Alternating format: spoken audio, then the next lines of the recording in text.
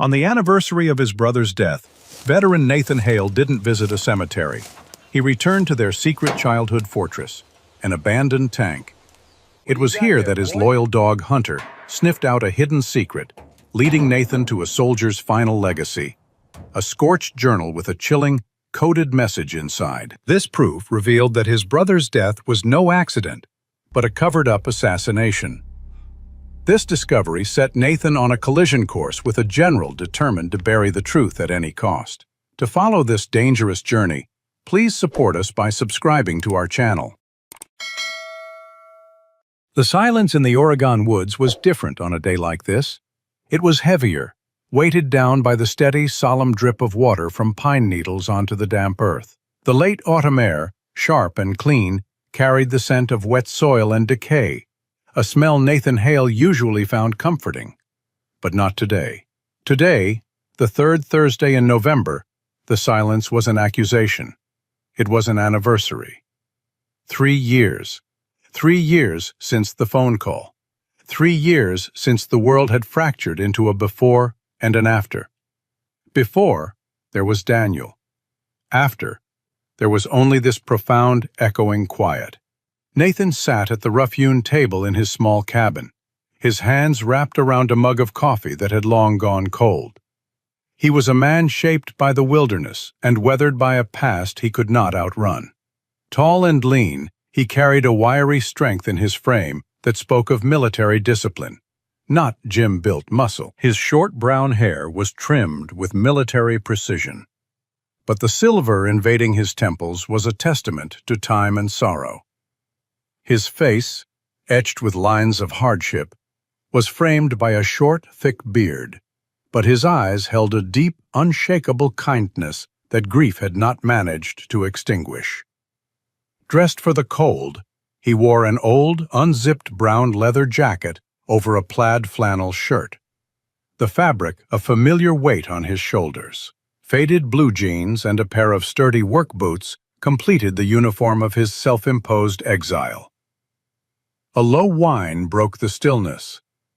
Lying by the cold hearth was Hunter, a 9-year-old German shepherd whose thick coat of slate gray and white fur was the color of a winter sky.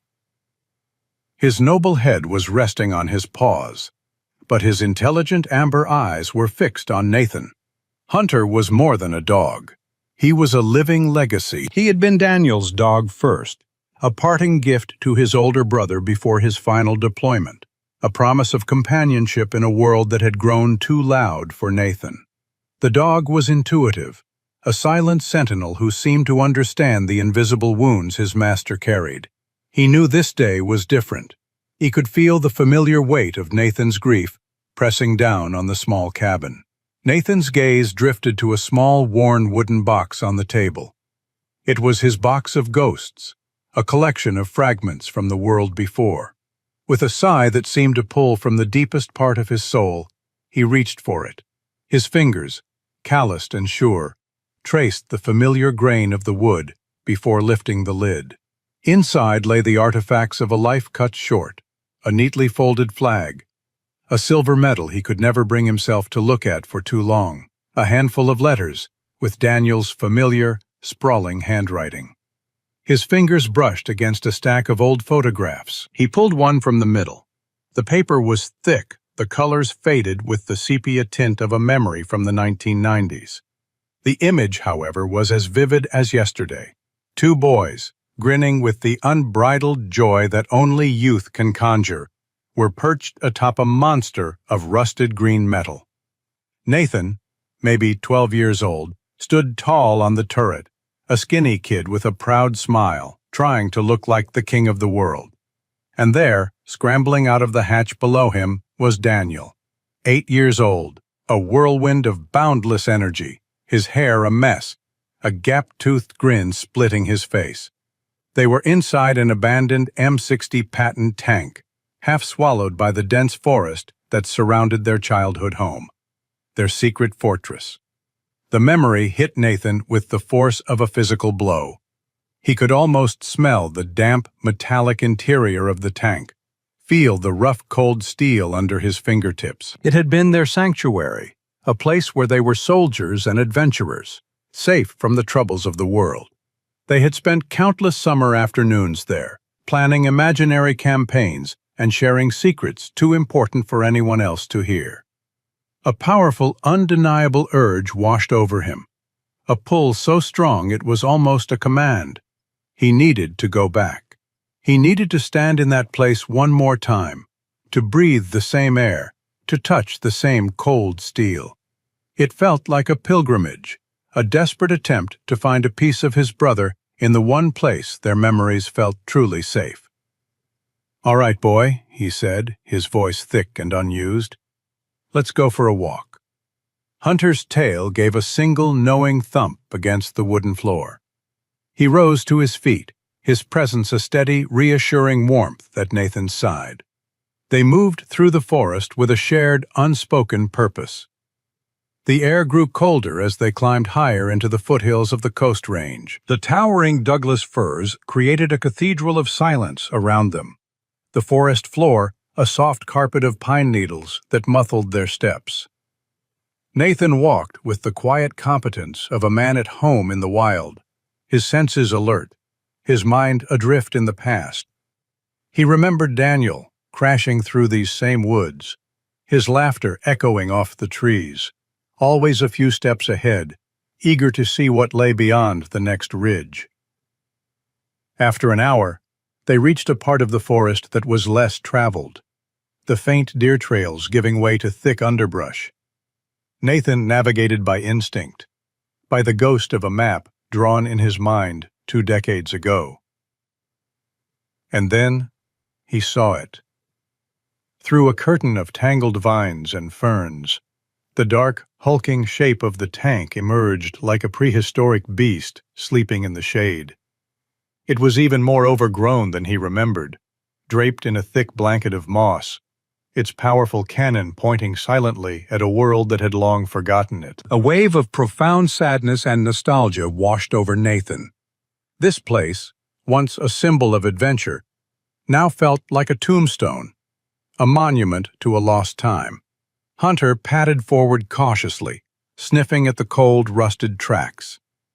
Nathan walked around the tank, his hand brushing against the rough, pitted steel. He found the familiar handholds and pulled himself up, his boots finding purchase on the solid hull. He stood on the turret, just as he had in the photograph, but the triumphant joy of his childhood was gone, replaced by a hollow ache.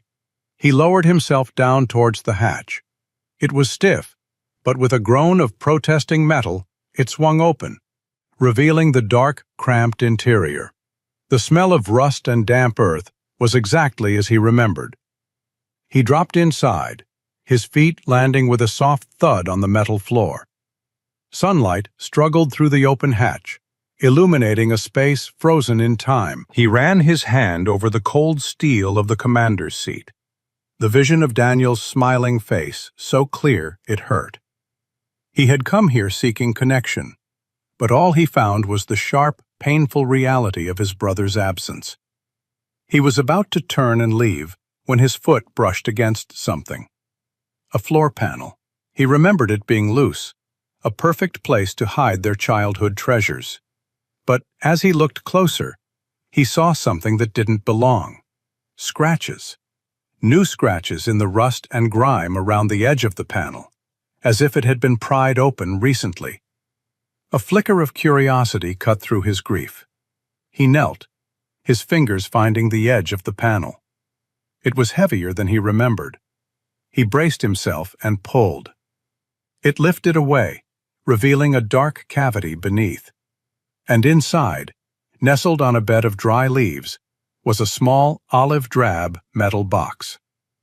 This was not one of their childhood treasures. This was military grade, something Daniel must have placed here long after their games of war had ended. Nathan's heart began to pound, a slow, heavy rhythm against his ribs. With trembling hands, he lifted the box out. It was not locked. He unlatched the 2 clasps and slowly, cautiously, lifted the lid. The contents stole the air from his lungs. On top lay a standard-issue military field journal, its green cover scorched and blackened at the edges. Beneath it were a few photographs, one of Daniel in his dress uniform, his smile confident and proud, another of his unit in the desert, their faces grim and tired. And at the bottom of the box, nestled in a corner, was a single, strange key. It was heavy, made of old brass, with a simple, unmarked round top. It was a key to nothing he recognized. He picked up the journal. It felt heavy in his hands, heavy with unspoken words, with secrets. Why had Daniel hidden it here, in their childhood fortress? The grief that had driven Nathan to this place was now joined by a new, unsettling feeling. A deep, chilling mystery. The silence of the forest no longer felt peaceful. It felt like it was holding its breath. The walk back to the cabin was a blur. The familiar forest, which had been a place of somber remembrance only an hour earlier, now felt charged with a tense, nervous energy. Nathan moved with a newfound urgency, the cold, heavy weight of the metal box in his hands a stark contrast to the swirling storm of questions in his mind. Hunter trotted close to his heels, sensing the shift in his master's demeanor from quiet grief to a sharp, focused intensity. Back inside, the cabin's silence was no longer empty. It was filled with anticipation. Nathan placed the box on the table with a reverence usually reserved for holy relics. For a long moment, he just stared at it, at the scorched military journal lying on top. This was not just a book. It was a final conversation, a voice reaching out from beyond the silence of the grave. He pushed the key and the photographs aside, his focus entirely on the journal. He picked it up. The cover was stiff, warped by heat and time. The edges were blackened and brittle, and a faint, acrid smell of smoke still clung to it. He opened it carefully, afraid the pages might crumble in his hands. The first several entries were exactly what he expected, written in Daniel's familiar, slightly messy scrawl. They were filled with the mundane details of deployment, complaints about the monotonous food, vivid descriptions of the blistering desert heat, humorous anecdotes about the men in his unit. Reading them was like hearing his brother's voice, a bittersweet echo in the quiet cabin. Nathan found himself smiling at a story about a hapless private who had filled their canteen with a sports drink, only to find it had attracted every insect from miles. He felt a lump form in his throat as he read Daniel's descriptions of how much he missed the cool, rainy Oregon mornings. For 2 days, Nathan did little else but read. He ate when he remembered, slept only when exhaustion claimed him, slumping over the table with his hand still resting on the open journal. Hunter stayed close, a constant, silent presence, occasionally nudging Nathan's hand with his wet nose, as if to remind him that the world was still turning. As he moved deeper into the journal, past the initial weeks of deployment, the tone began to shift. The light-hearted stories became less frequent. In their place were observations, reflections on the nature of their mission that were more serious, more analytical than Nathan had ever known his carefree younger brother to be. And then he found the first one. It was a short entry, tucked between a complaint about sand getting into everything and a note about a letter he'd received from their mother. The handwriting was different. It was smaller, tighter, the letters precise and cramped, as if trying to shrink away from the surrounding text. The words themselves were nonsense, a jumble of letters that had no meaning.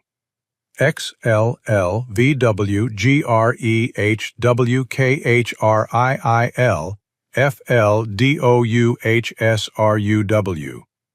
Nathan stared at it, his brow furrowed. It was gibberish. He read it again, then again. He was about to dismiss it as a random doodle when a memory, distant and faint, stirred in the back of his mind. A memory of 2 boys in a secret fortress, whispering secrets in a language of their own invention. The code. A jolt went through him. It was their childhood code, a simple substitution cipher they had created one summer, inspired by a spy movie. Each letter was shifted forward 3 places in the alphabet. It was a simple, silly game, a way to make their notes to each other feel important. But Daniel had used it here, for something that was clearly not a game. His hands trembled as he grabbed a pen and a spare piece of paper. He worked quickly, his mind racing back 2 decades. A became D. B became E. It was clumsy at first, his memory rusty. He scribbled down the alphabet, then wrote their shifted version beneath it. He began to substitute the letters, his heart pounding with each successful translation. X became U, L became I, V became S. The meaningless jumble slowly, miraculously, began to form words. Do not trust the official report. The air left Nathan's lungs in a rush. The official report. The one that had been delivered by 2 stone-faced officers. The one that had described a tragic but straightforward enemy ambush. The one that had neatly explained away the death of his brother and 3 other soldiers. He read the 5 words over and over, the blood roaring in his ears. It was a warning. A desperate, posthumous warning. He frantically flipped through the rest of the journal, his eyes scanning for more of the cramped, coded script. He found another entry a few pages later, and then another. They were short, fragmented phrases. FRPPVWROG became COMMSGONE. WKHRUGHUVFKD. QJHG became THEORDERSCHANGEG. Each decoded message was another piece of a puzzle he didn't understand, another crack in the official story that had defined the last 3 years of his life. He felt a cold dread mixed with a rising, burning anger. His brother had not died in a simple ambush. He had died in a web of lies. He continued his obsessive search, decoding every snippet he could find. He learned that Daniel had been worried, that he felt their mission parameters had been secretly altered, that he suspected their commanding officer was not telling them the truth. The name of that officer appeared several times in the regular entries, always spoken of with a soldier's respect. General Frost, a decorated, well-regarded leader. Then, near the very end of the journal, on one of the last pages, Nathan found the longest coded message yet. It was just 2 lines, but decoding them would change everything. He painstakingly substituted the letters, his pen scratching against the paper in the otherwise silent cabin. The first line was a gut punch. IURVWOLHG.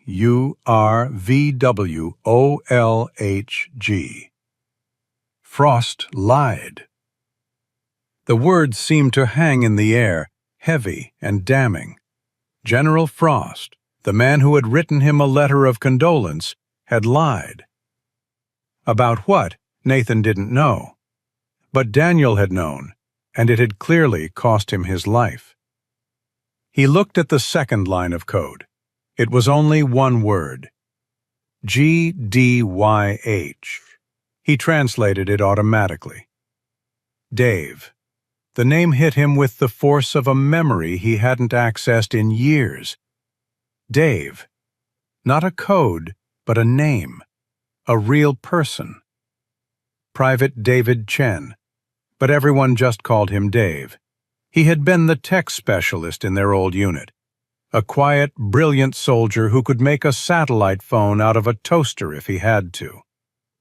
He was younger than Nathan, but older than Daniel, and had been friends with both of them. Nathan remembered a lanky kid with glasses, always hunched over some piece of electronics, with a quick, dry wit and an uncanny ability to find a signal in the most remote places on Earth.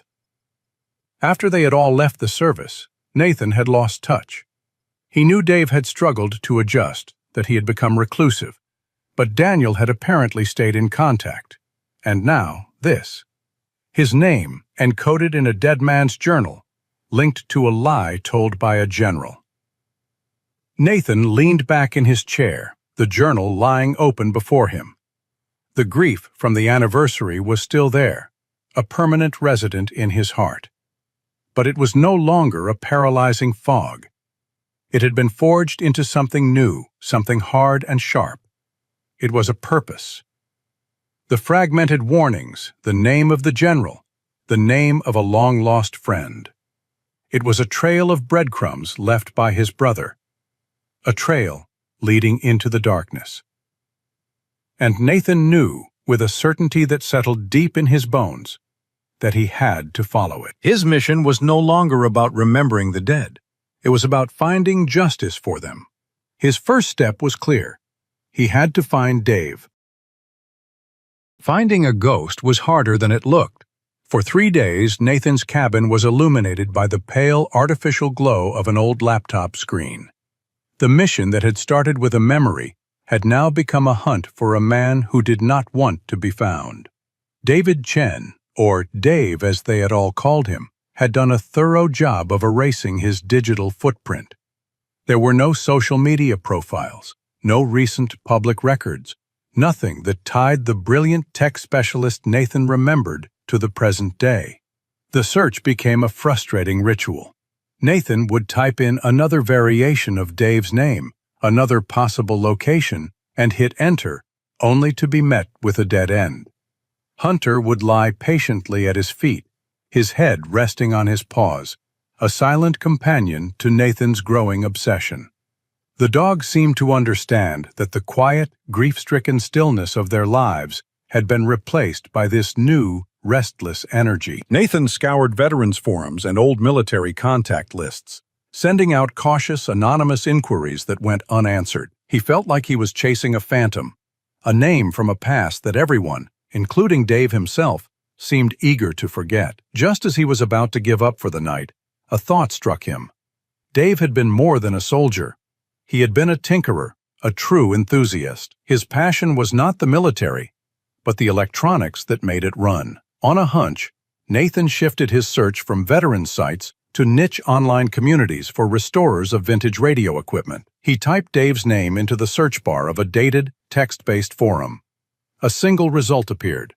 It was a post from 2 years ago, a user named DCCHEN, asking a highly technical question about a vacuum tube for a 1950s-era signal generator. The user's location was listed simply as Astoria, Oregon. Astoria, a small, weather-beaten city on the coast, where the Columbia River met the Pacific Ocean. A place known for its fishing fleets, its maritime history, and the persistent gray mist that often shrouded it from the sun. It was the perfect place for a ghost to hide. A quick search for electronics repair shops in the area brought up a small, unassuming business with no website, just a name and an address: Phoenix Analog Repair. The name was so fitting, it had to be him. A phoenix rising from the ashes of a former life. The next morning, Nathan locked up the cabin, the metal box with its remaining contents safely hidden. He and Hunter climbed into his old pickup truck, the engine rumbling to life in the crisp morning air. The 2-hour drive to the coast was a journey through a landscape of towering green forests and mist-filled valleys. As the truck ate up the miles, Nathan's mind drifted back. He remembered Dave as a lanky 19-year-old, his uniform always looking a size too big, his face perpetually lit by the glow of a screen. He was the smartest man in their unit by a wide margin, able to coax life back into any piece of fried equipment. He had a dry, understated sense of humor that Daniel had loved, and the three of them had formed an unlikely but solid friendship, bonded by the shared experience of being far from home. Now, Nathan was driving toward this memory, unsure of what he would find. Apprehension settled in his gut. What if Dave refused to help? What if the man he remembered was gone, replaced by someone else entirely? Astoria was just as he had pictured it. The air tasted of salt and diesel. Fishing boats bobbed in the harbor, their nets casting long dark shadows on the gray water.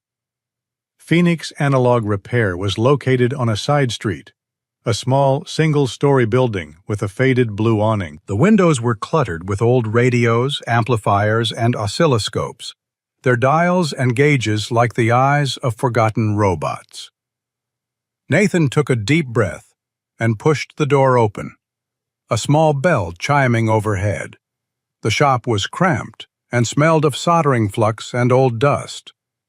Shelves overflowed with electronic components, and the workbench that dominated the space was a chaotic landscape of wires, tools, and disassembled equipment.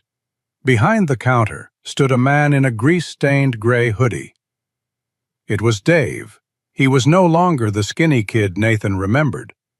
The years had added a softness to his frame, and his face was fuller, though the same intelligent eyes were still there, hidden behind a pair of thick-rimmed glasses.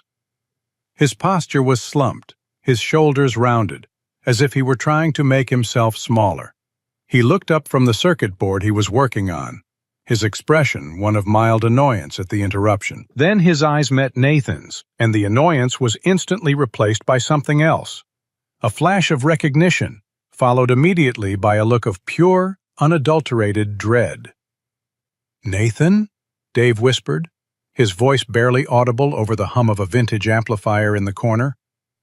"Hey, Dave," Nathan said, his own voice sounding unnaturally loud in the small shop. Hunter stood calmly at Nathan's side, his gaze fixed on the man behind the counter, sensing the sudden tension in the air. Dave's eyes darted towards the door, then back to Nathan. He looked like a cornered animal. "What are you doing here? How did you find me?" "It took some work," Nathan said, stepping further into the shop. "I need to talk to you. It's about Daniel." The mention of his brother's name made Dave flinch. He shook his head, taking a step back. "No, I can't. That part of my life is over, man. It's done." "It's not done," Nathan pressed, his voice low and urgent. "Dave, the official report was a lie. Something happened out there, and Daniel knew it." "Everyone knows the official reports are lies," Dave shot back, his voice rising with a nervous energy. "That's how it works. You accept it and you move on. I've moved on. I have a quiet life here. I don't want any trouble." "This is more than just a lie," Nathan said. He could see the wall of fear Dave had built around himself, and he knew that words alone would not break through it. He unzipped his jacket and reached into an inner pocket, pulling out the scorched green journal. He placed it on the counter between them.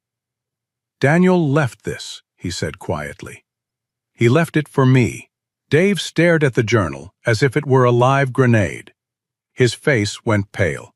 He recognized it instantly. He slowly reached out a hand, his fingers hesitating just above the burnt cover before pulling back. Nathan opened the book to one of the pages containing the cramped, coded script. He pointed to the last entry he had decoded. "He mentioned you, Dave. Your name was in here. He wouldn't have done that if it wasn't important." Dave leaned forward, his eyes scanning the coded message, then the translated words Nathan had scribbled on a separate piece of paper.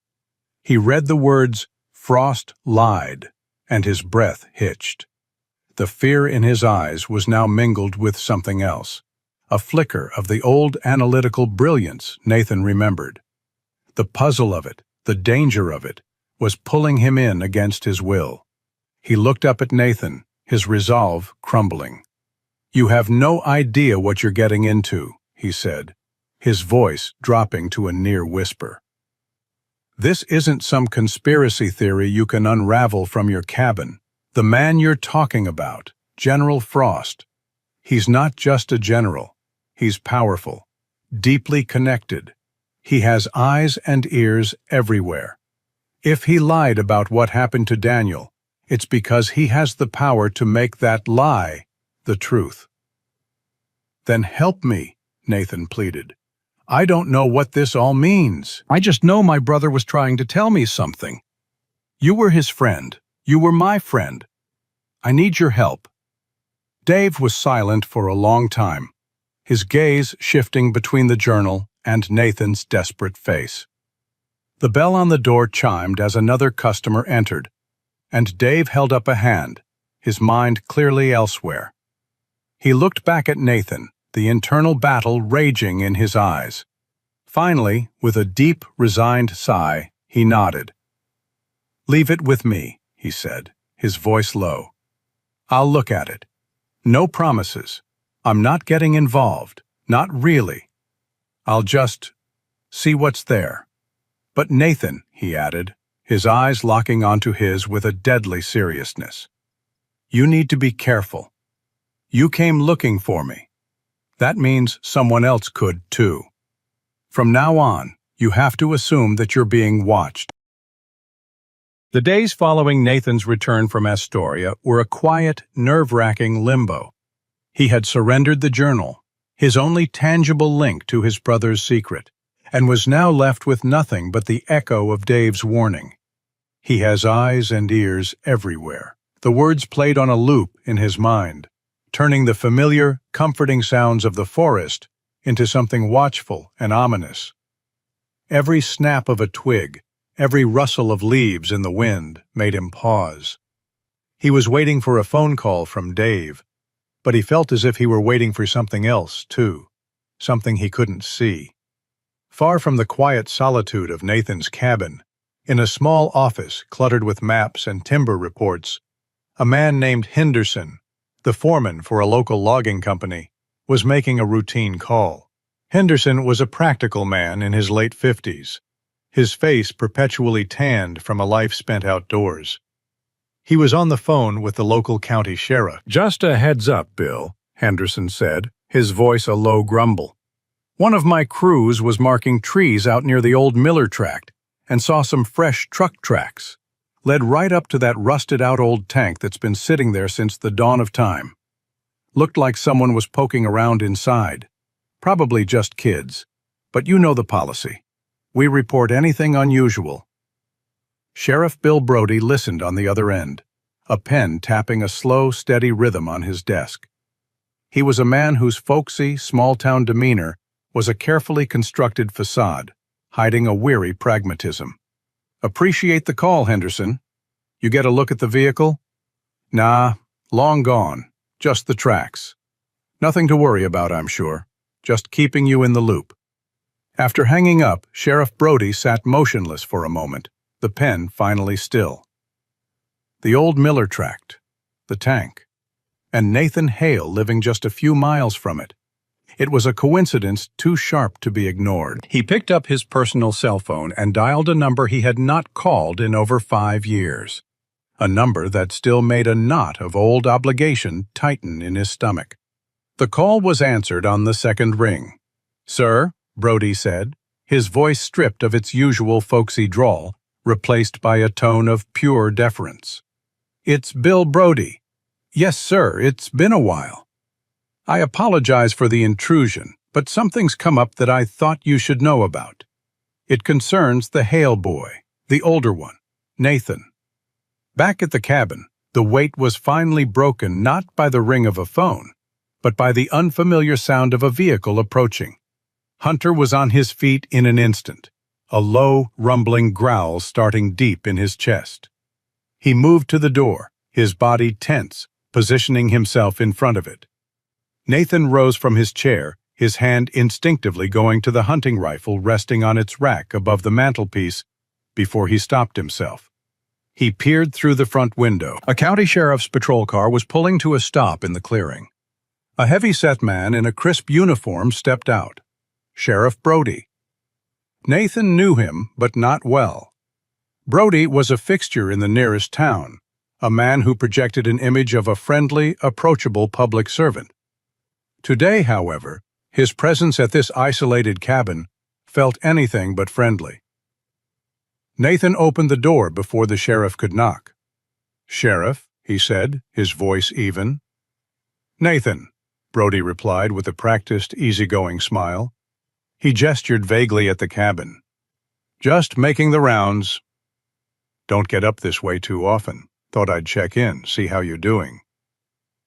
His eyes flickered down to Hunter, who remained silently growling, his hackles slightly raised. "Dog seems a little on edge." "He's not used to visitors," Nathan said, stepping out onto the porch, letting the screen door swing shut behind him. He kept a reassuring hand on Hunter's head. "Yeah, I can see that," Brody said, his smile not quite reaching his eyes. "Look, I'll get right to it. Got a call from the logging company that leases some of this land. Said they saw tracks out by that old abandoned tank a few days back. Said it looked like someone had been inside. You wouldn't know anything about that, would you?" The question was casual, but it landed with the weight of an accusation. Dave's warning echoed in Nathan's ears, eyes and ears everywhere. "It's a free country, Bill," Nathan replied, his gaze unwavering. "No signs saying no trespassing. I was just taking a walk, reliving some old memories." Sure, Brody said, holding up his hands in a placating gesture. "No harm in that. Thing is, it makes folks a little jumpy, you know? Someone poking around old military hardware. So, just for the paperwork, I gotta ask a few questions. And while I'm here, we've been updating our records. Need to do a routine check on all registered firearms in the county." "You still got that hunting rifle your dad left you?" It was a perfectly legal request, delivered with a smile. But Nathan felt a cold knot tighten in his stomach. This was not a routine check. This was a message. He nodded stiffly, went inside, and returned with the rifle and its registration papers. Brody inspected them with a slow, deliberate thoroughness before handing them back, his smile never wavering. "Everything looks to be in order. Sorry to bother you, Nathan. You take care of yourself now." 2 days later, the sheriff's car was back.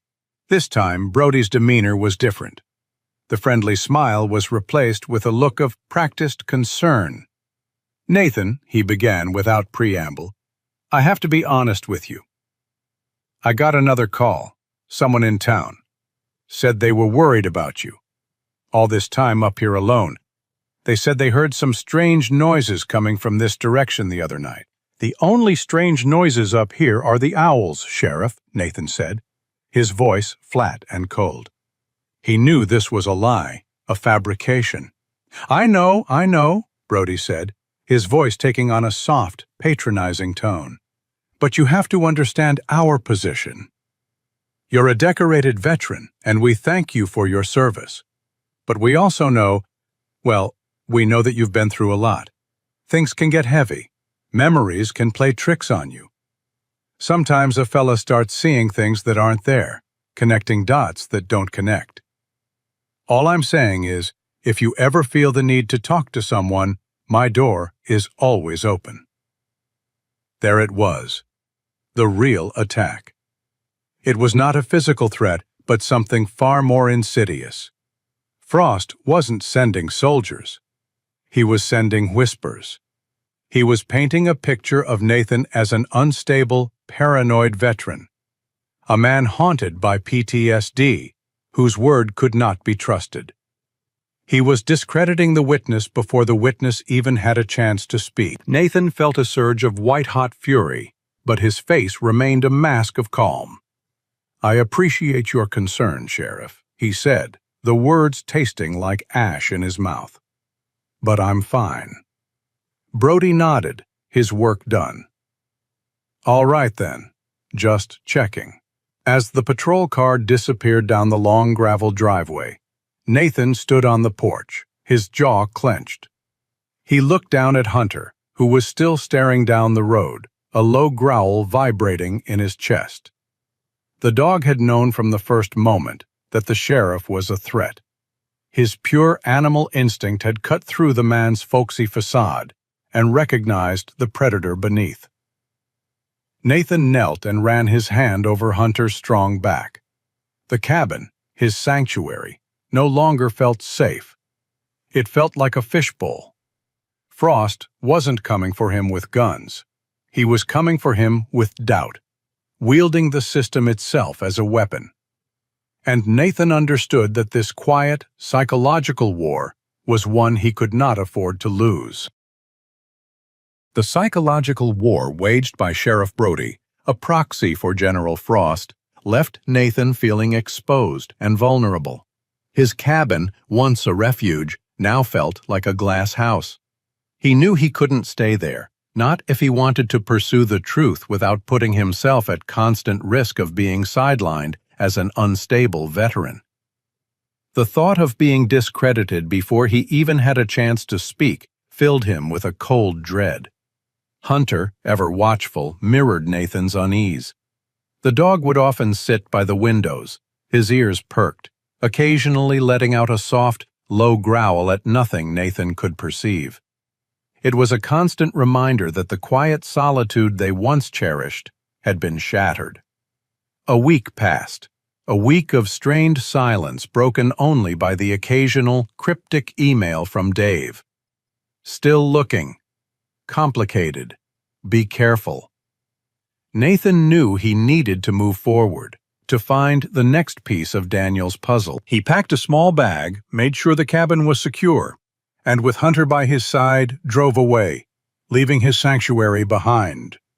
He needed a safe place to think, a place where the weight of suspicion wasn't constantly pressing down on him.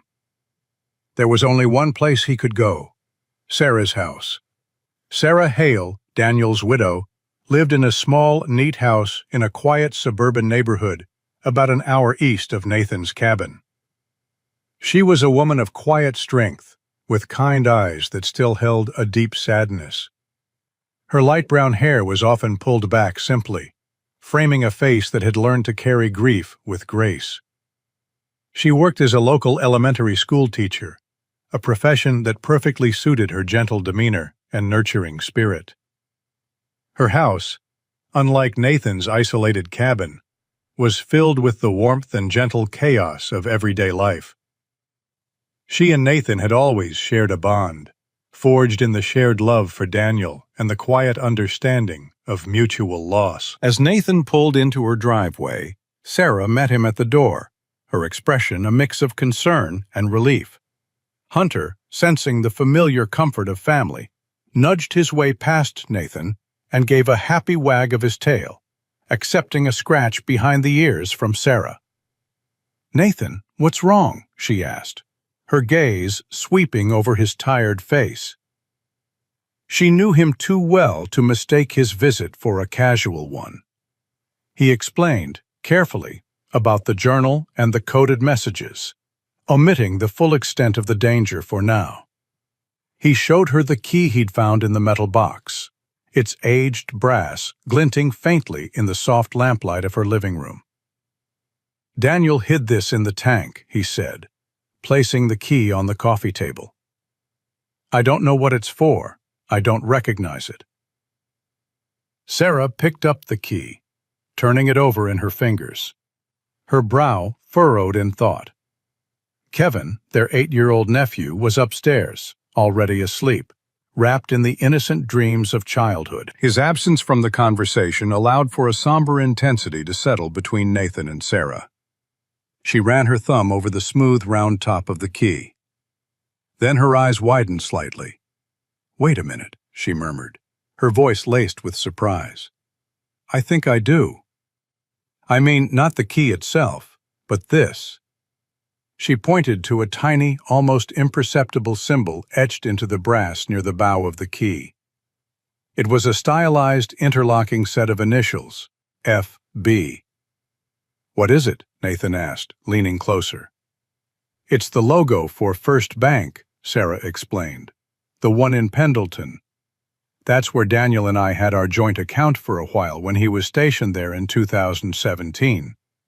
He always kept his important papers in a safe deposit box there, even after he transferred. He was meticulous about that sort of thing."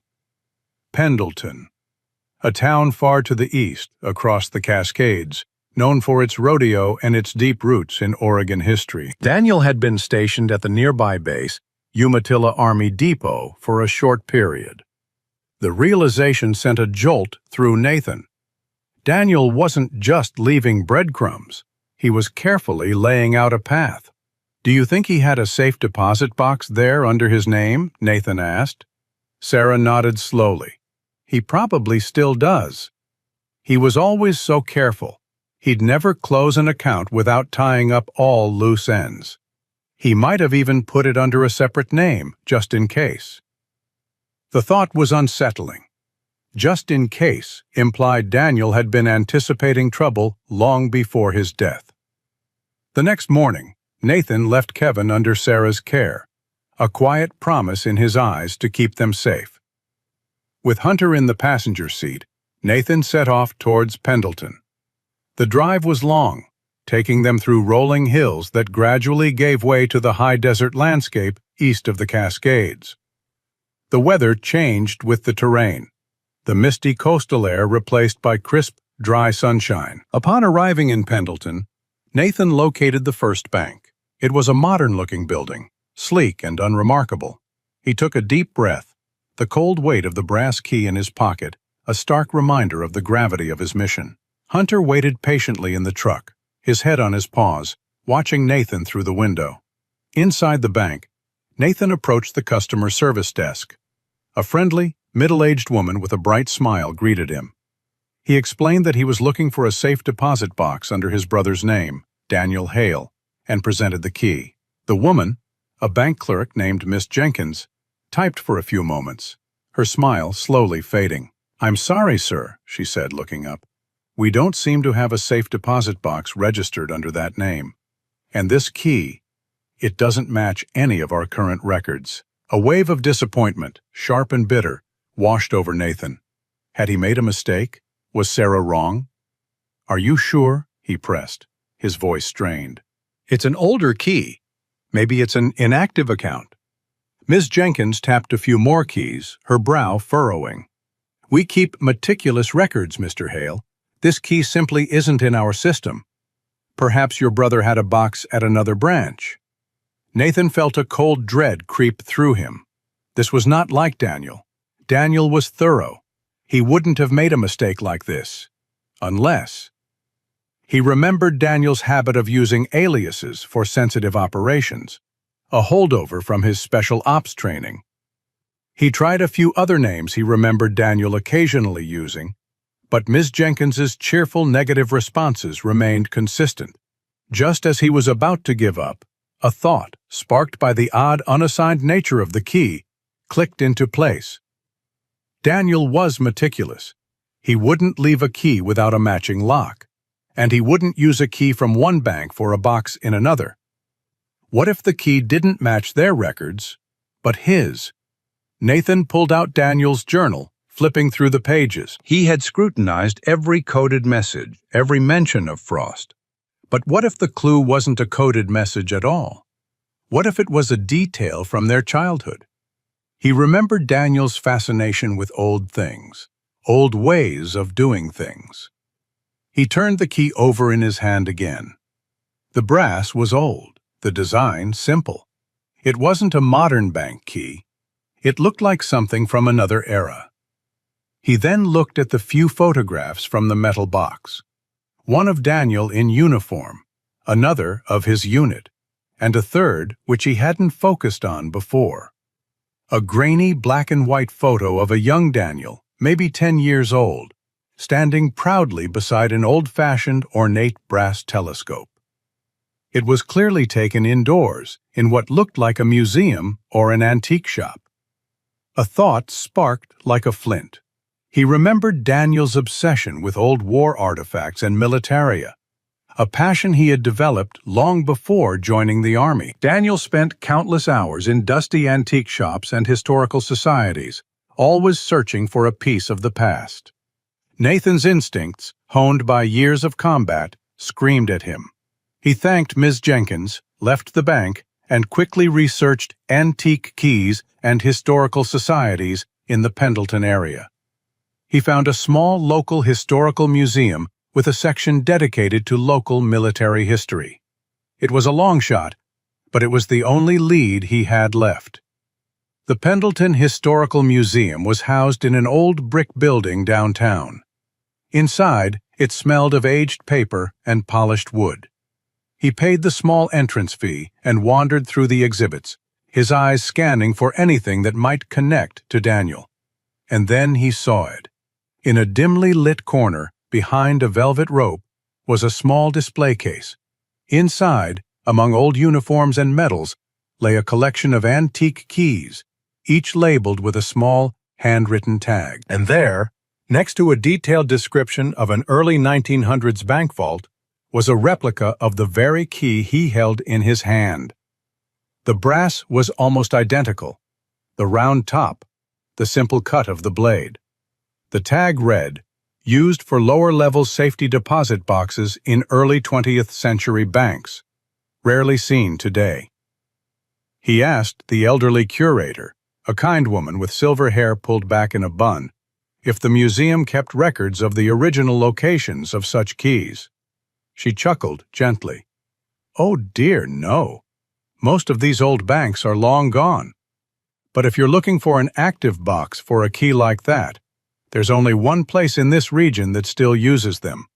It's not really a bank anymore, more of a private vault. A bit of an oddity." She gestured towards a discreet map on the wall. "It's tucked away in the old Mercantile Building on Main Street. Used to be the original First Bank of Pendleton back in the 1800s. Now it's just a private storage facility. Hardly anyone uses it." The Mercantile Building, the original First Bank. Daniel, with his love for history and his meticulous nature, would have loved the idea of using a historical hidden vault. Nathan thanked the curator profusely and rushed out. Hunter, who had been waiting patiently in the truck, sensing the new urgency in his master's stride. The Mercantile Building was a grand, old, red brick structure, its stone facade weathered by time.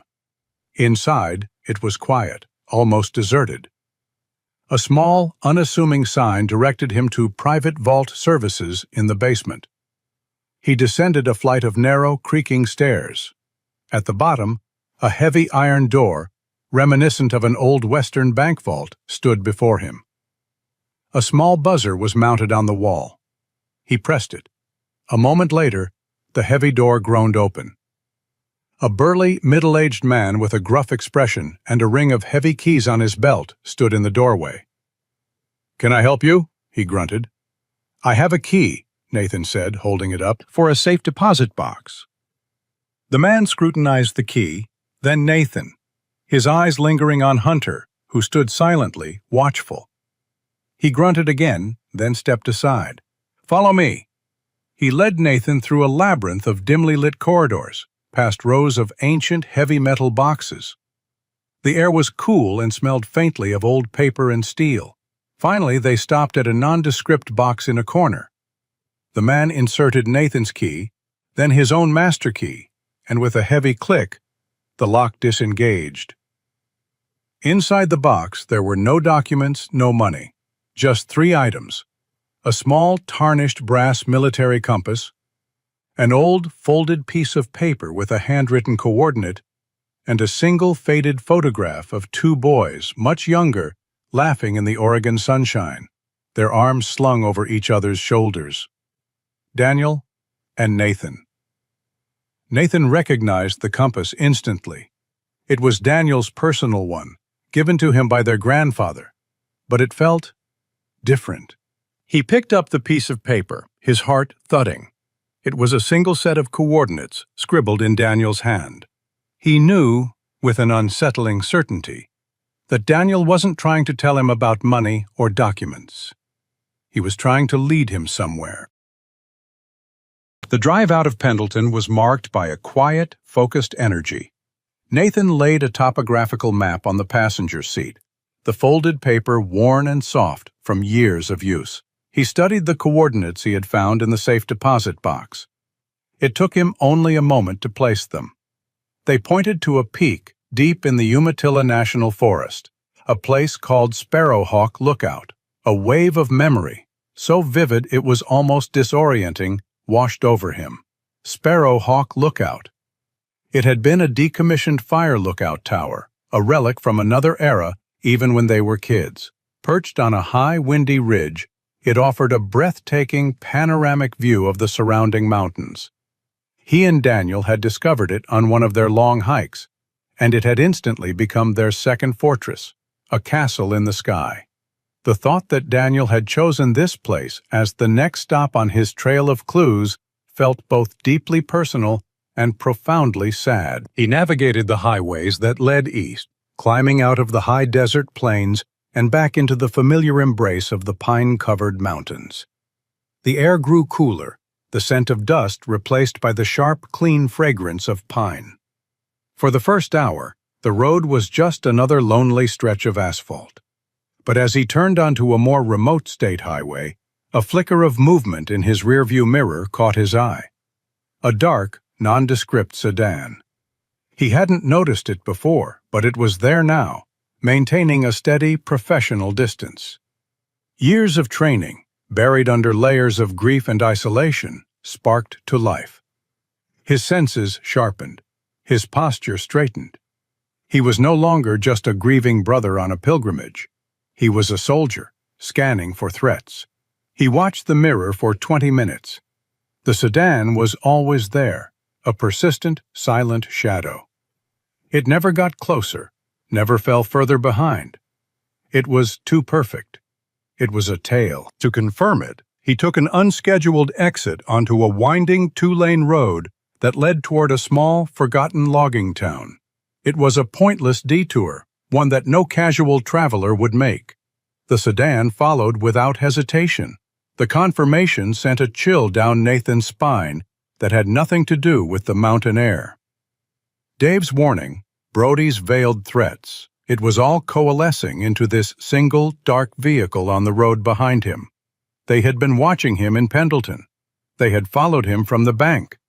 He got back on the main road, his knuckles white on the steering wheel.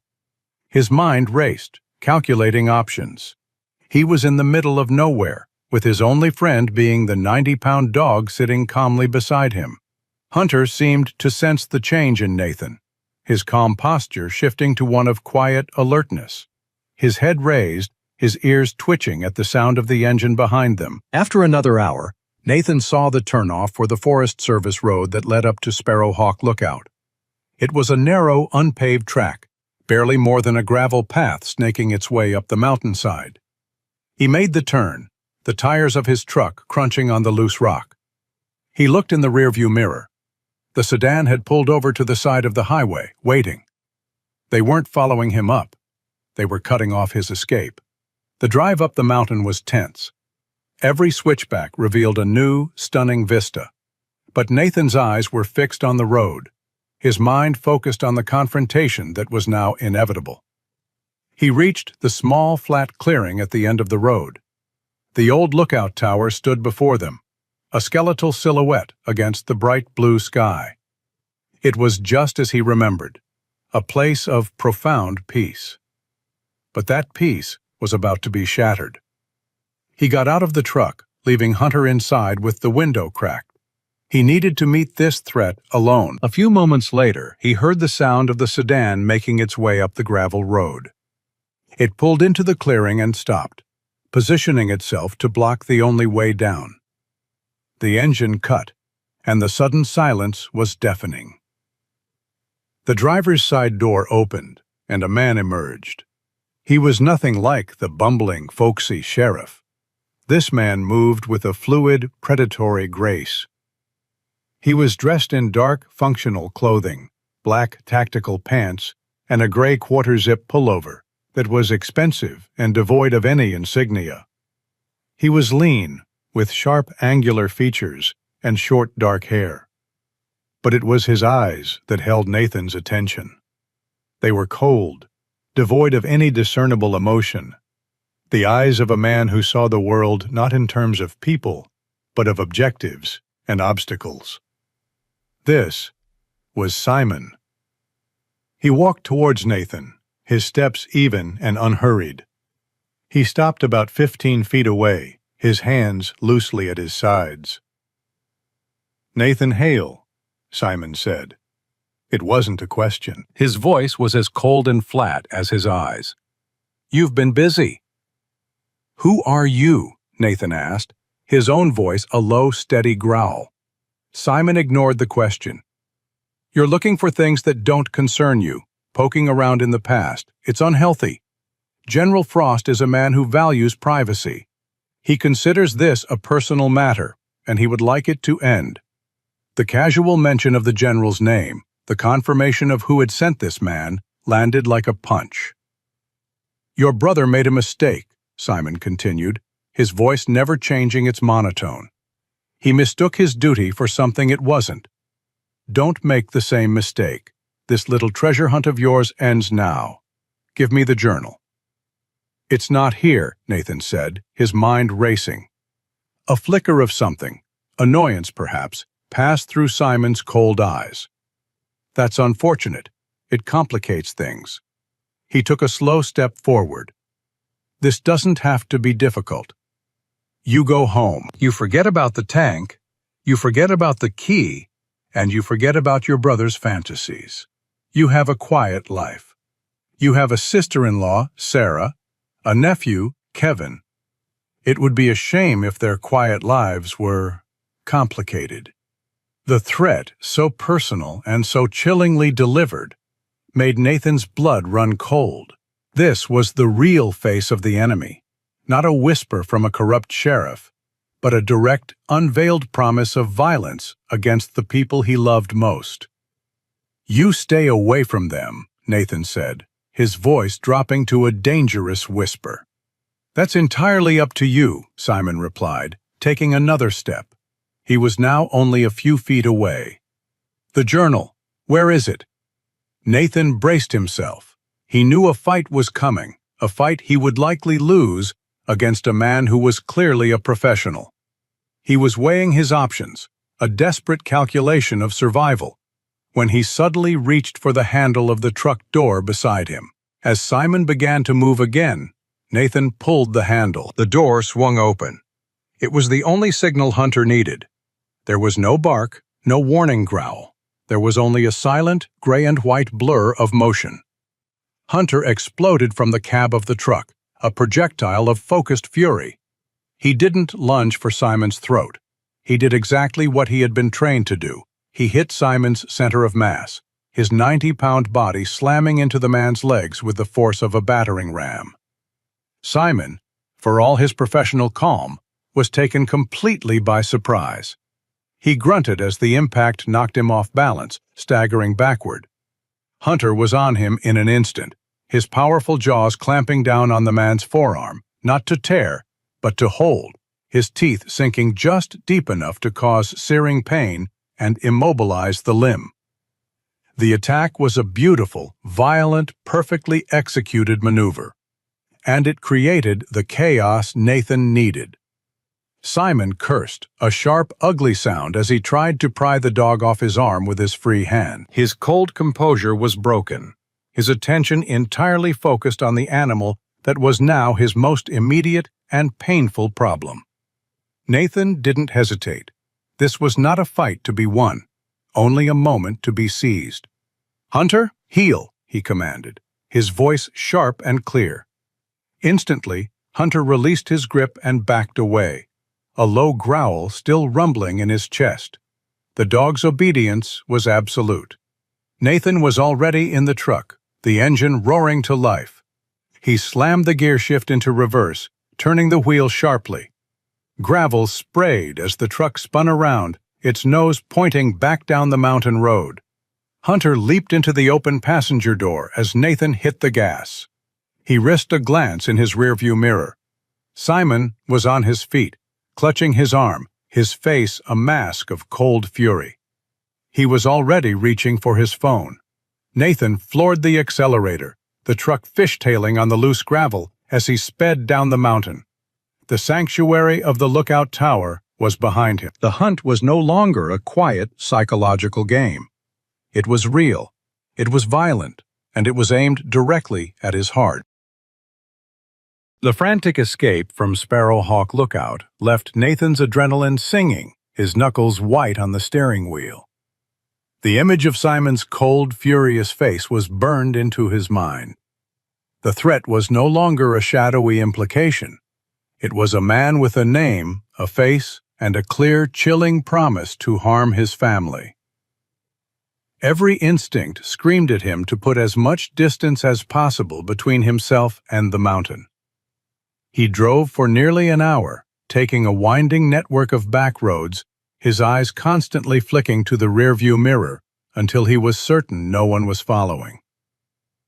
He finally pulled over at a deserted scenic viewpoint overlooking a deep, mist-filled valley.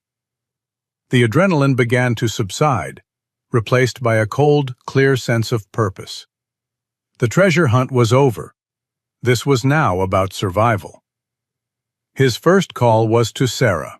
He took a deep, steadying breath before dialing, forcing a calmness into his voice that he did not feel. "Nathan, is everything okay?"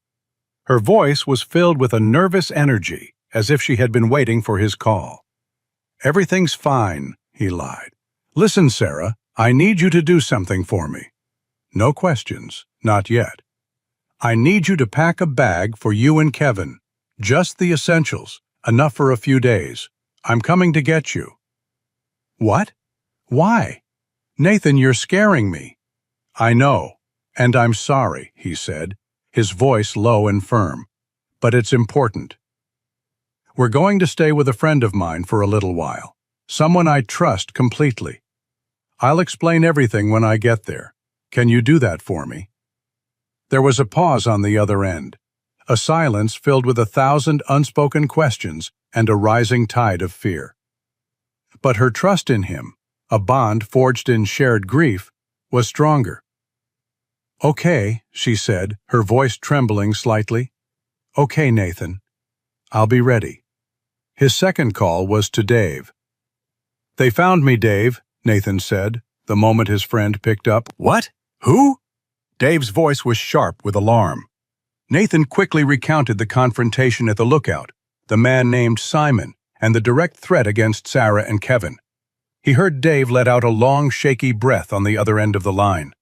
"I knew it," Dave whispered. "I knew this was a bad idea." "I don't have time for that," Nathan cut in, his tone leaving no room for argument. "I need a safe place for them." "Your place, is it secure?" The question hung in the air. Nathan was asking Dave to step out of the shadows, to put himself directly in the line of fire. He was asking him to risk the quiet, anonymous life he had so carefully built. The silence stretched on, and Nathan's hope began to fade. "Yeah," Dave said finally, his voice no longer hesitant, but filled with a grim resolve. "Yeah, it's secure. Bring them here. I'll be waiting." The relief that washed over Nathan was so profound it almost buckled his knees. He was not entirely alone in this fight. He arrived at Secre's house an hour later. She had 2 bags packed and waiting by the door. Kevin was sitting on the couch, his face a mixture of confusion and excitement at the unexpected trip. Nathan did his best to project an aura of calm, explaining that they were going on a small, sudden vacation to visit an old army buddy. He saw the doubt in Secre's eyes, but she played along for her son's sake, her trust in Nathan a silent, powerful anchor. The journey to Dave's house was the most tense drive of Nathan's life. He took a circuitous route, avoiding major highways, his eyes constantly scanning the mirrors. The quiet in the car was thick with unspoken fear. Secre sat in the passenger seat, her hands clasped tightly in her lap, while Kevin, sensing the gravity of the situation, remained unusually quiet in the back. Hunter sat on the floor at Kevin's feet, a furry, reassuring presence, his head occasionally rising to look back at the road behind them as if he too were standing guard. Dave's home was nestled deep in the coastal forest, down a long, unmarked gravel road that was not on any map. It was a small, unassuming cabin, painted a dark green that made it blend almost perfectly with the surrounding trees. It was a fortress of anonymity. Dave met them at the door. He was visibly anxious, his hands shoved deep into the pockets of his hoodie, but he gave Secre a small, kind smile and knelt to say hello to Kevin. For the first time, Nathan saw a flicker of the old Dave, the decent, reliable friend hidden beneath the layers of fear and isolation. While Sarah focused on settling Kevin into the spare room, turning a stranger's house into a temporary home, the three adults convened in Dave's living room, which doubled as his workshop. The air was thick with the scent of ozone and old electronics. "Okay," Dave said, getting straight to business. "Let's see what Daniel left you." Nathan placed the tarnished brass compass and the folded piece of paper with the coordinates on the cluttered workbench. Dave picked up the paper first, his eyes scanning the numbers. He shook his head almost immediately. "This is a decoy," he said with certainty. "It's too obvious." Daniel was a soldier, but he thought like a spy. He would never make the real location this easy to find. This piece of paper is what he wanted them to find if they ever got this far. He then turned his attention to the compass. He held it in his palm, feeling its weight. He turned it over and over, his expert eyes looking for any imperfection. "This is it," he murmured. "This is the real key." He pulled a jeweler's loop from a drawer and leaned in close, examining the compass's casing. "See this?" he said, pointing to a nearly invisible seam running around the edge.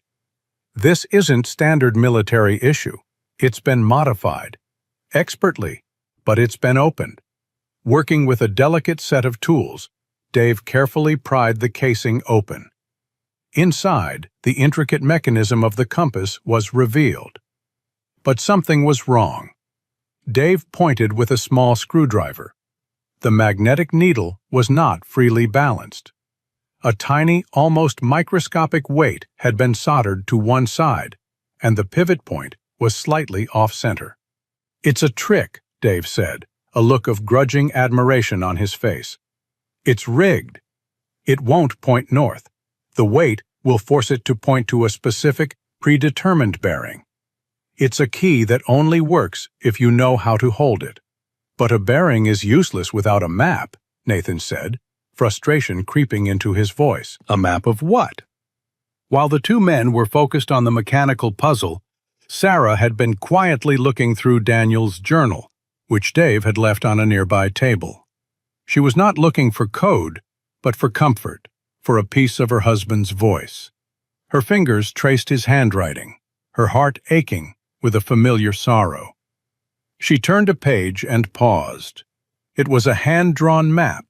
It was not a technical military document, but a sketch, a personal drawing of a hiking area they had all loved, a place called Devil's Ridge. It was filled with Daniel's personal landmarks: the old lightning tree, Bear Cave, empty, the place we saw the eagle. "Nathan," she said softly, her voice cutting through the men's technical discussion.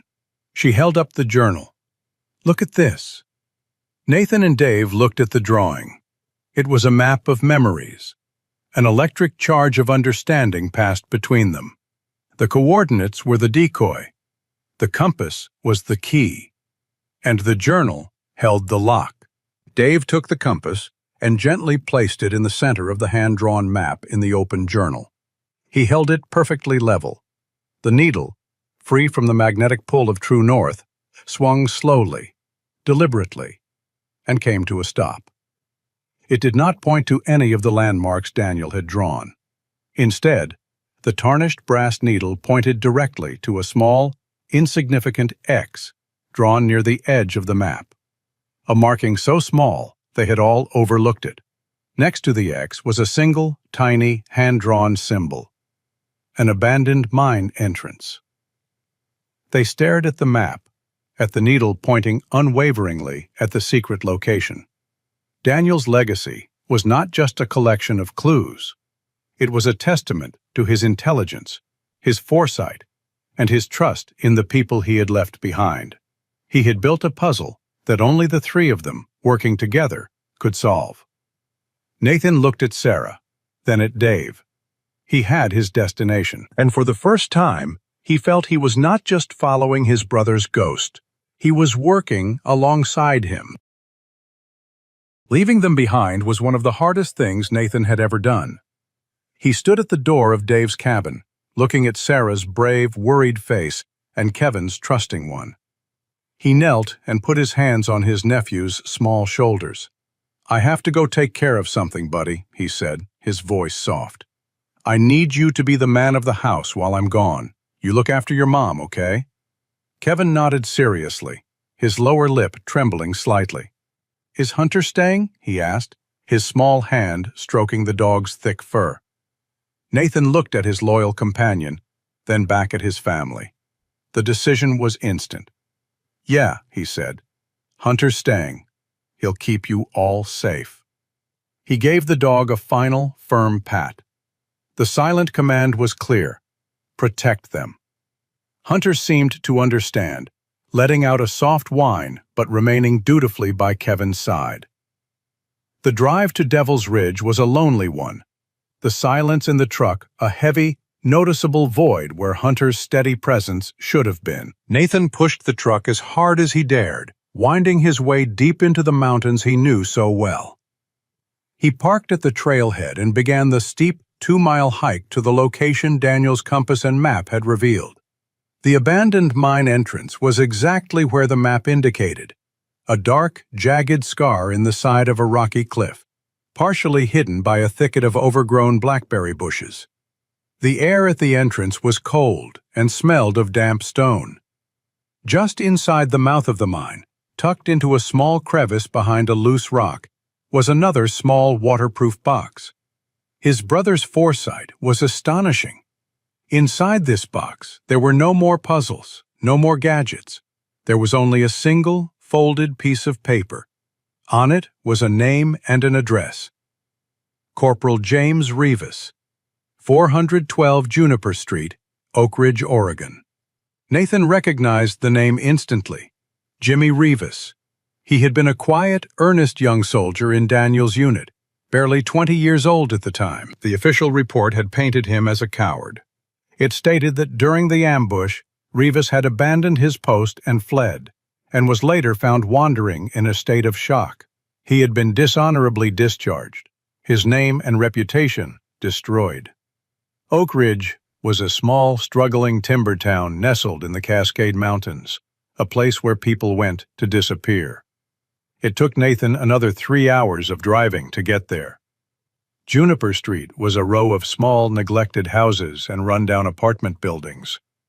Number 412 was a duplex with peeling paint and a yard full of weeds. A man was sitting on the front steps, smoking a cigarette, his shoulders hunched. He was thin, almost gaunt, with dark, hollowed-out eyes that darted nervously at every passing car. He looked 10 years older than the young corporal Nathan remembered from photographs. This was James Rivas. The disgrace of his discharge clung to him like a shroud. As Nathan approached, Rivas looked up, his eyes widening in alarm and recognition. He immediately stood and scrambled for the door. "Rivas!" Nathan called out, his voice calm but firm. "Wait! I just want to talk. I've got nothing to say to you," Rivas stammered, his hand fumbling with the doorknob. "You shouldn't be here." "I'm Daniel Hale's brother," Nathan said, stopping at the bottom of the steps. "I know what they said happened wasn't the truth." Daniel knew it too. He left me a trail. Rivas's face, already pale, seemed to lose all its color. He looked at Nathan with an expression of pure terror. "You don't know anything," he whispered, finally getting the door open. "The official story is the truth. That's all there is. Now get out of here. You're bringing death to my door." He slammed the door shut, the sound echoing in the quiet street. Nathan heard the deadbolt slide into place. He stood there for a long moment, the man's raw, undisguised fear a more powerful confirmation than any confession. He pulled a pen from his pocket, wrote a number for a burner phone on a scrap of paper, and tucked it into the frame of the screen door. Then he walked away. He drove to a cheap motel on the outskirts of town to wait, a grim feeling settling in his gut. He knew his visit would have consequences. He had disturbed the hornet's nest, and now he could only wait to see who would get stung. He didn't have to wait long. Hours later, as dusk settled over the small town, a dark sedan, identical to the one from the lookout, pulled quietly onto Juniper Street. Simon got out. He did not knock on James Rivas's door. He kicked it open. The sounds from inside were brief and brutal. A cry of terror, the thud of a body hitting a wall, the crash of breaking furniture. It was over in less than a minute. Simon emerged, calmly adjusting the collar of his pullover. He got back in his car and drove away, leaving a shattered door and a shattered man in his wake. Inside the wrecked apartment, James Rivas lay on the floor, his face bruised and bleeding. The physical pain was nothing compared to the cold, stark terror that had now consumed him. Simon's words had been whispered, but they were as final as a death sentence. The general is disappointed in your lack of loyalty. We know you spoke with Hale. This is your only warning. The next time we see you, we will not be having a conversation. Rivas had lived in fear for 3 years, clinging to the belief that if he stayed silent, they would leave him alone. Now he knew the truth. They would never leave him alone. They would hunt him for the rest of his short life. Silence was no longer a shield. It was a tomb. His only chance, his one desperate, terrifying chance, was the piece of paper Nathan Hale had left in his door. With a sob of pure, unadulterated terror, he crawled to the phone. The burner phone on Nathan's motel bed vibrated, a jarring, angry buzz in the quiet room. He answered on the first ring. "He came for me," Rivas choked out, his voice a broken, desperate whisper. "The man in the dark car." "He came for me. You were right. You were right about everything." "Are you hurt?" Nathan asked, his own voice tight with a mixture of pity and grim validation. "He beat me," he said. "He said they'd kill me next time," Rivas wept. "You have to help me. Please, I don't want to die. I'll tell you everything, I swear. Just get me out of here." Nathan returned to Juniper Street under the cover of darkness. He helped the trembling, battered man into his truck and drove, not back towards the coast, but deeper into the mountains, to another anonymous motel in another forgotten town. There, in the harsh, fluorescent light of the cheap motel room, James Rivas finally told the truth. The story came pouring out of him in a torrent of fear and guilt. "It was never an ambush," he began, his voice shaking. "We weren't on a patrol. We were escorting a shipment for General Frost, off the books. The containers weren't filled with medical supplies like the manifest said. They were filled with weapons, Stinger missiles, high-grade explosives, all untraceable." He looked up at Nathan, his eyes pleading for understanding. Daniel, Sergeant Hale, he figured it out. He used his own comms to check the cargo logs. He saw the discrepancies. He confronted Frost over a secure channel. He told him he was going to report it. Rivas took a shuddering breath. That's when it happened. An hour later, we were attacked. But it wasn't the enemy. It was a private team, mercs. They were professionals. They knew exactly who to target. They killed Daniel first, then the others who were loyal to him. They let me live. They fired a few shots near me, told me to run. The final, ugly piece of the puzzle clicked into place. "They made you the scapegoat," Nathan said, his voice a low whisper. Rivas nodded, tears streaming down his bruised face. "They told me if I ever said a word, they would kill me and my entire family. They ruined my life, called me a coward, and threw me away. And I was too scared to do anything but what they said." Nathan sat in the cheap motel chair, the sordid, treasonous story hanging in the air. This was the truth Daniel had died to protect. It was not just a lie about an ambush. It was a cover-up for treason and mass murder, orchestrated by a celebrated American general. He looked at the terrified, broken man in front of him. This was Daniel's legacy. This was his witness. And now, it was his responsibility to protect him. The truth, when it finally came pouring from James Rivas, was a bitter, searing testament to corruption.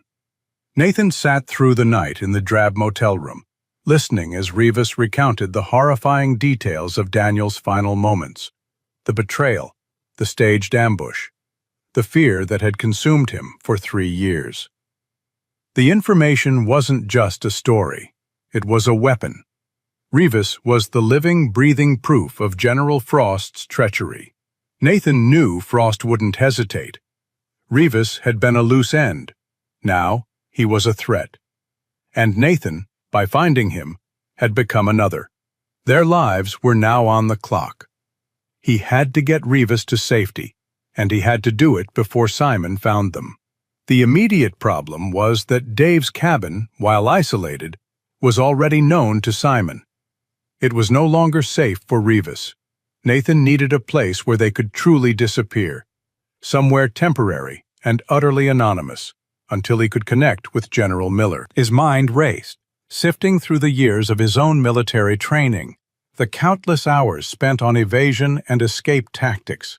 There was only one option that made sense for a temporary hold: the abandoned industrial district on the outskirts of Eugene. It was a sprawling, derelict landscape of old warehouses and factories, a maze of shadows and forgotten corners, perfect for disappearing. He waited until the first hint of dawn, then roused Rivas. The young man was still a wreck, his face bruised, his eyes wide with terror. But beneath the fear, there was a flicker of something new, a fragile, desperate hope that Nathan represented. "We need to move," Nathan said quietly, handing Rivas a bottle of water and a granola bar. "We're heading to Eugene." The drive was tense, a silent vigil against unseen eyes. Nathan swapped his truck for an anonymous rental car he paid for in cash from a small, out-of-the-way dealership, a trick he'd learned in the service to break a tail. He drove for hours, making several seemingly aimless detours, watching his rearview mirror with the intensity of a hawk. Rivas, huddled in the passenger seat, jumped at every passing car, every sudden sound. They finally arrived in Eugene as the afternoon sun began to dip towards the horizon, painting the sky in hues of orange and purple. Nathan navigated to the industrial district. It was a sprawling, desolate area, a monument to a bygone era. Block after block of crumbling brick walls, shattered windows, and rusting metal structures stretched into the distance. The silence here was different from the forest. It was a heavy, metallic quiet, broken only by the distant hum of traffic and the mournful creak of unseen gates. He found an abandoned textile factory, its windows boarded up, its loading docks crumbling. It looked impenetrable, forgotten. This would be their refuge. He found a discreet entrance through a broken chain-link fence at the back, leading to a network of overgrown alleys and loading bays. Inside, the factory was a cavernous space, filled with the ghosts of forgotten machinery. Dust motes danced in the slivers of light that penetrated the boarded-up windows. The air was cold and smelled of damp concrete and decay. Nathan led Rivas deep into the labyrinthine interior, through vast, empty workrooms and down echoing corridors, until they found a small, hidden office space tucked away in a corner of the building's second floor. It was defensible, with a single, easily barricaded door, and offered a commanding view of the main floor below. "We stay here," Nathan said, his voice low. "We don't make a sound. We don't light a fire. We wait for my call to General Miller, and we wait for morning." He retrieved his hunting rifle, a sturdy Remington 700, from its discreet hiding place in the rental car, and brought it inside. He checked the action, loaded a 5-round magazine, and chambered a round. The familiar weight of the weapon in his hands was a grim comfort. It was a tool, an extension of his will to protect.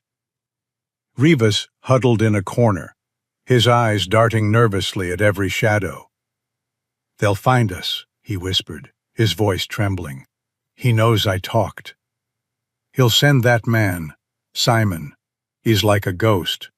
"He's just a man, Rivas," Nathan said, his voice firm, "and we're not going to make it easy for him." He went to the single window of their makeshift hideout, which looked down onto the vast, empty factory floor. He scanned the broken machinery, the towering stacks of defunct equipment, looking for potential approaches, ambush points, shadows where a man could hide. As night fell, the factory became a place of profound, oppressive darkness. The wind howled through broken vents, creating mournful, echoing moans. Every creak of the old building, every scuttle of a rodent in the walls made Rivas jump. Nathan sat by the door, his rifle across his lap, his senses heightened, listening to the symphony of the decaying industrial complex. Hunter wasn't with him, and the absence was a gnawing ache, but Nathan knew he had made the right choice. Hunter was protecting Sarah and Kevin. Here, he needed a different kind of protection. Suddenly, a new sound cut through the desolate silence. A soft, almost imperceptible scrape of metal against concrete, far below. It wasn't the wind. It wasn't a rat. It was human. Nathan's grip tightened on his rifle.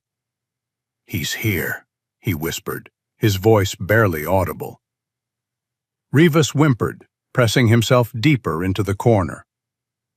Nathan peered out the window, straining his eyes in the gloom. He saw him, a dark, lean figure moving with silent, predatory efficiency across the factory floor. A tactical flashlight sweeping the shadows. Simon. He was alone, moving with the confidence of a hunter who knew his prey was cornered. Nathan quickly assessed the situation. Simon was good, very good. He was moving systematically, checking every potential hiding spot. He would eventually find them. Their best chance was to use the darkness and the labyrinthine nature of the factory against him. "Stay here," Nathan ordered Rivas, his voice low and urgent. "Don't make a sound. Don't move, no matter what you hear." Rivas nodded, his face a mask of terror. Nathan slipped out of the office, moving with the practiced stealth of a man who had once hunted in the dark. He knew these old buildings from his past training scenarios. He used the cover of towering machinery, the echoing silence, and his own intimate knowledge of close-quarters combat to position himself. He needed to get the drop on Simon, to turn the hunter into the hunted. He moved silently along a catwalk high above the factory floor, the metal groaning softly under his weight. He could see Simon below, methodically clearing rooms, his flashlight cutting through the oppressive darkness. Simon was close now, working his way towards their hiding spot. Nathan positioned himself above a narrow corridor that Simon would have to pass through. He waited, his rifle poised, his breathing slow and controlled. His heart hammered in his chest, not with fear, but with a fierce, protective resolve. This was for Daniel. This was for Rivas. This was for Sarah and Kevin. Simon entered the corridor directly below him, his flashlight beam slicing through the darkness. Nathan moved. He dropped down from the catwalk, landing silently behind Simon, the powerful rifle held ready. Simon spun, his movements lightning fast, but Nathan was faster. He brought the butt of his rifle down in a swift, brutal arc. It connected with Simon's head with a dull thud. Simon grunted, stumbling forward, disoriented. His flashlight clattered to the floor, plunging them into near-total darkness. Nathan didn't give him a chance to recover. He moved in, using his military-trained hand-to-hand combat skills. Simon was dangerous, well-trained, and ruthless. But Nathan was fueled by a rage 3 years in the making. They exchanged a flurry of brutal blows in the suffocating darkness, the sounds of fists hitting flesh, heavy breathing, and shuffling feet echoing through the vast factory. Simon was strong, but Nathan, driven by an almost primal need to protect, fought with a ferocity that surprised even himself. He remembered Daniel's face, Rivas's terror, Sarah's fear. It all coalesced into a single, focused point of strength. Finally, Nathan managed to land a crushing blow to Simon's temple. The man staggered, then collapsed, unconscious, to the cold concrete floor. Nathan stood over him, breathing heavily, the rifle still clutched in his hand. He quickly found Simon's tactical restraints and bound his hands and feet. He then dragged the unconscious man to the hidden office, where Rivas watched, wide-eyed and trembling from his corner. They had survived the night. The first battle was won.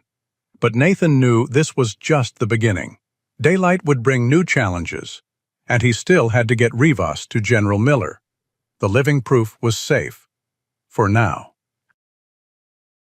The first light of dawn filtered through the grimy, boarded-up windows of the factory, casting long, pale stripes across the cold concrete floor. The darkness had passed, and with it, the immediate threat. Simon lay bound and unconscious in a corner, a problem for later. James Rivas, though still trembling, was alive and safe, huddled under a threadbare blanket Nathan had found. They had survived the night. Now, it was time to end the war. Nathan retrieved Daniel's scorched journal from his pack. He turned to the very last page, a page he had read before, but whose full significance he hadn't grasped until now. It was written in his brother's regular, messy script, a final letter disguised as a journal entry. "Nathan," it began, "if you're reading this, it means I didn't make it home. And it means you found this, just like I hoped you would. I'm sorry to have put this burden on you. I tried to handle it myself, but I think I've run out of time. What I found out here, it's worse than you can imagine. The corruption goes to the very top. Frost is a traitor, selling weapons to the same people we're supposed to be fighting. He's a murderer, and he's wrapping himself in the flag to do it. You can't trust the normal channels. Frost has too many people in his pocket. But there are still good men out there. One of them is General Marcus Miller at the Pentagon. He was my mentor at the academy. He's an old-school patriot, a man of integrity. If you find yourself in the dark, he is the only light you can trust. There is a secure number for his direct aid. Use it. Tell him it's about Operation Red Sparrow. He'll know what it means. It's a failsafe, a last resort for a situation just like this. See this through for me, brother.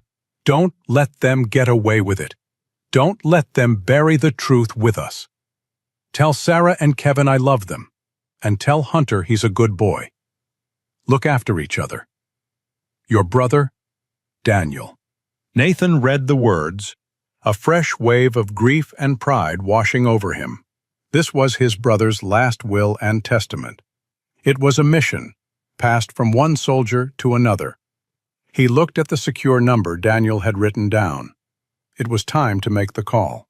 He stepped away from the sleeping Rivas, went to a far corner of the factory, and dialed the number on his burner phone. It was answered after a single ring. "Colonel Evans," a sharp, professional voice said. "I need to speak to General Marcus Miller," Nathan said, his own voice low and steady. "It's a matter of extreme urgency." "The general is in a briefing. Who is calling?" the aide asked, his tone dismissive and impatient. "My name is Nathan Hale. I'm a veteran. I need to speak with him directly." "Sir, the general doesn't take unscheduled calls. If you'd like to submit a request through the proper channels—" "Tell him," Nathan interrupted, his voice dropping to a near whisper, but laced with an authority that could not be ignored, "that it's about Operation Red Sparrow." The silence on the other end was sudden and absolute. Nathan could hear the faint sound of muffled conversation. Then the aide's voice came back on the line, all traces of impatience gone, replaced by a crisp, serious deference. "Hold the line, Mr. Hale." A moment later, a new voice came on, older, deeper, and resonant with a calm, unquestionable command. "This is General Miller." "To whom am I speaking?"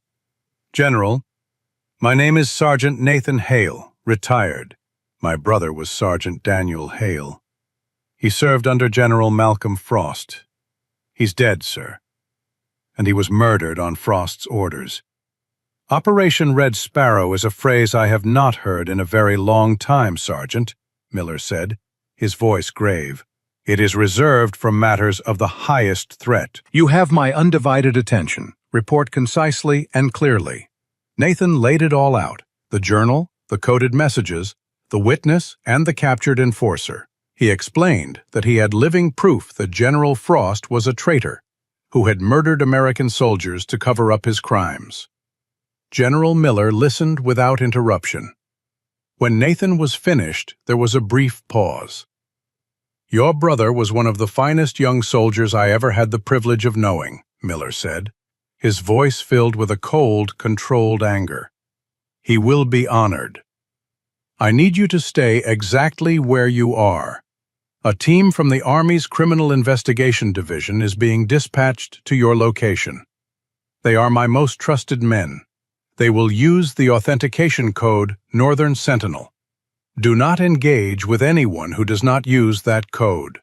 We will take it from here, Sergeant. You have done your duty. 2 hours later, a pair of unmarked black vehicles rolled into the industrial park. A team of plainclothes professional soldiers approached the factory.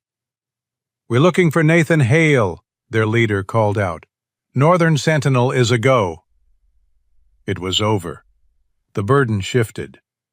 Nathan led them to Rivas and the still unconscious Simon.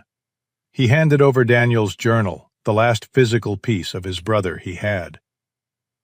As they led a now protected James Rivas out of the factory, the young man turned back to Nathan, his eyes filled with a gratitude so profound it needed no words. He was finally safe. The fallout was swift, silent, and decisive. In a stately wood-paneled office in the Pentagon, General Malcolm Frost was reviewing a logistics report when his door opened without a knock. 2 military police officers, their faces grim and unreadable, stepped inside, accompanied by a CID agent in a suit. General Frost, the agent said, his voice flat, you are hereby under arrest for violations of the Uniform Code of Military Justice, including treason and murder. Frost's face, a mask of practiced authority, collapsed. The power he had wielded, the fear he had instilled, evaporated in the sterile, official language of the charges. He was, in that moment, just a criminal in a decorated uniform. The justice was absolute. The truth, as Daniel had hoped, came out. 3 months later, under a clear Oregon sky, a ceremony was held at the military base in Pendleton. Daniel Hale and the other soldiers who had died with him were posthumously awarded the Distinguished Service Cross. Their records were corrected, their honor restored. James Rivas, his name cleared and his discharge status changed to honorable, stood tall in the crowd, a free man. Nathan was there, with Sarah and Kevin at his side. He watched as the flag was folded, listened as the trumpets played, and felt a sense of peace settle over him for the first time in 3 years. The anger was gone, the restless need for vengeance fulfilled. All that remained was the deep, quiet ache of his brother's absence, an ache he knew he would carry forever, but one that was now bearable, a memory of love, not a wound of injustice. That evening, they were all at Dave's cabin. It was no longer a safe house, but a place of gathering, a family. A fire crackled in the hearth. Dave and Sarah were talking quietly in the kitchen, a sense of normalcy finally returning to their lives. Kevin was asleep on the couch, his head resting on Hunter's flank, the dog's steady breathing a gentle, rhythmic comfort. Nathan stood on the porch, looking out at the dark, silent trees. He had completed his brother's final mission. He had seen it through. The journey had taken him into the darkest corners of his own grief, and into the heart of a conspiracy. But it had led him back here, back to family, back to life. He felt a hand on his shoulder and turned to see Sarah standing beside him, her eyes soft. "He'd be so proud of you, Nathan," she whispered. Nathan nodded, unable to speak past the lump in his throat. He looked up at the star-filled sky. The ghosts of the past were finally quiet. He was no longer just a soldier, no longer just a grieving brother. He was an uncle, a friend, a protector. He was a man who had found his way back from the silence. A new day was beginning. In the end, we learn that the most important missions are often the ones fought not for a country, but for a memory. The bond between two brothers and the unwavering loyalty of a faithful dog are promises that not even death can break, guiding us through the darkness and back into the light. If these stories of honor and devotion resonate with you, your support helps us to continue telling them. We would be truly humbled if you would subscribe to our channel and become part of our community. We invite you to share your own thoughts on loyalty in the comments below. A new journey has just appeared on your screen, and we hope you will join us there.